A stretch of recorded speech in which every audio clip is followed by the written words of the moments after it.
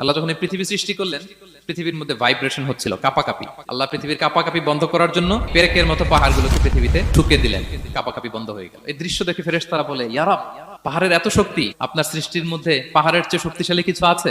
আল্লাহ বললেন আছে। সেটা কি? আল্লাহ বললেন সেটা লোহা, কারণ লোহা দিয়ে পাহাড় কাটা যায়, ঠিক কিনা? লোহার কথা শুনে ফেরেশতারা অবাক। ফেরেশতারা প্রশ্ন, তাহলে আপনার সৃষ্টির মধ্যে লোহার চেয়ে শক্তিশালী কিছু আছে? আল্লাহ বললেন আছে। কি সেটা? আন্নার, আগুন। কারণ আগুন লোহাকে কি করে? গলিয়ে ফেলে। ফেরেশতারা শুধু অবাকই হচ্ছে। ফেরেশতারা বলে, আগুনের চেয়ে শক্তিশালী কিছু আছে? আল্লাহ বলে আছে, আলমা, পানি। কারণ আগুনে দাউ দাউ করে জ্বলে ওঠা আগুনের মধ্যে পানি দিলে আগুন অস্তিত্ব হারায়। ফেরেশতারা শুধু অবাকই হচ্ছে। তারা বলে, তাহলে পানির চেয়ে শক্তিশালী কিছু আছে? আল্লাহ বলেন আছে, আর রিহ, বাতাস। কারণ বাতাস পানিকে একদিক থেকে আরেক দিকে নিয়ে যায়। জলের মধ্যে বায়ুর উচ্ছ্বাস লাগলে জলোচ্ছ্বাস তৈরি হয়, ঠিক কিনা?